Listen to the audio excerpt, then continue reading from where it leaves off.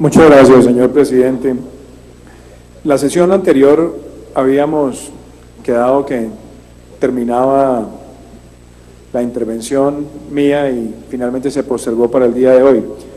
Yo quisiera dejar planteado aquí algunos interrogantes ante la presencia del señor viceministro y la directora de Crédito Público. El documento COMPES 3808 del año 2014 básicamente decía que la estrategia fiscal del gobierno se orientaba a una serie de principios: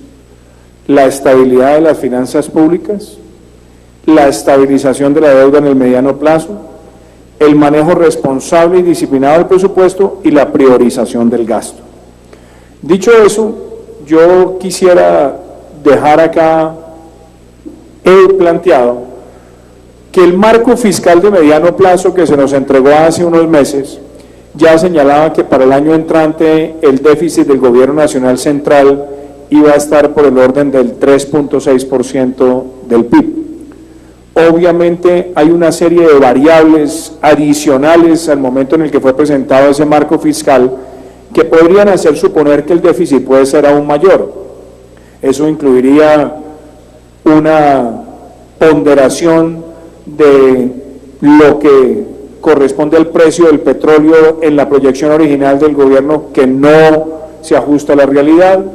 Eso también obedece a nuevos compromisos fiscales que puedan surgir para la nación, entre los que puede estar la intervención de algunos elementos del parque térmico, donde puede haber sobrecostos por tipo de interés en la deuda, etcétera, sobre los cuales creo que el gobierno no se pronunció y nos lleva prácticamente al mismo déficit del Gobierno Nacional Central del año 2010. Lo otro que me parece importante decir acá es que entre el año 2010 y el año 2015, el valor de la deuda pública externa ha aumentado 63%. Ha pasado de 43.000 a casi 63.000 millones de dólares y nos parece oportuno que se debata sobre cuál es la estrategia que tiene el gobierno para que esa deuda se reduzca, porque en la exposición de motivos pareciera que el año 2016 no existe. Todo se empieza a arreglar a partir del año 2017 y creo que ahí faltan precisiones. También creo importante, señor viceministro, que el gobierno nos diga cuál va a ser la fuente ideal de composición de ese cupo de endeudamiento en caso de que se emplee en su totalidad, porque obviamente ante cualquier cierre que se pueda presentar en el acceso a los mercados para los emergentes o cualquier aumento significativo de costos, es pertinente que se le diga al país cómo se va a manejar la composición con los entes multilaterales.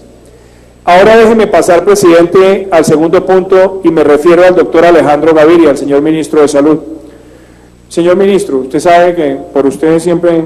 he profesado amistad, muchísimo respeto, pero quiero hacer una pregunta muy puntual frente a algo que es de interés de todas estas comisiones.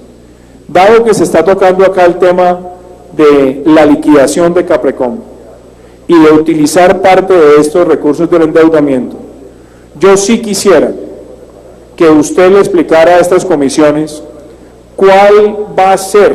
por lo menos, la depuración y la limpieza que va a hacer el gobierno con respecto a este reporte que ya lleva varios años, digámoslo, sin salir a la luz pública y sin debatirse en detalle, que es la auditoría forense que correspondió a los años 2010, 2011 y 2012 de Caprecom.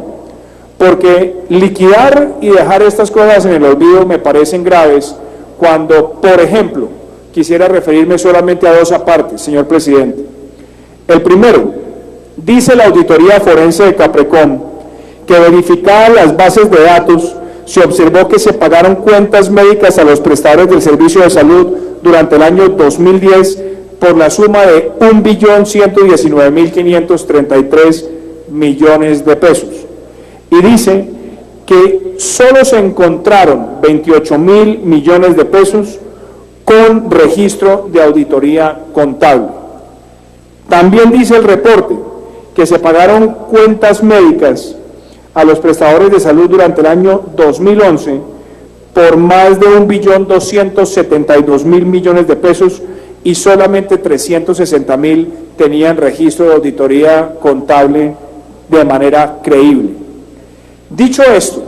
y acá solamente le he mencionado dos aspectos de esta auditoría forense, el descalabro y el robo constante que se ha venido presentando en esta entidad requiere que el Ministerio de Salud y la Superintendencia de Salud le informen a estas comisiones qué investigaciones se adelantaron, qué se le informó a la Procuraduría, qué se le informó a la Contraloría, porque yo sí les digo, apreciados colegas, que endeudarnos para liquidar esta entidad con este robo flagrante documentado, y si es que tiene errores, que nos muestre el gobierno cuáles han sido los cuestionamientos que ha hecho al respecto, es simplemente pasar a los principios de perdón y olvido del robo de una entidad del Estado que tiene bajo su responsabilidad la prestación del servicio de salud. Muchísimas gracias, presidente.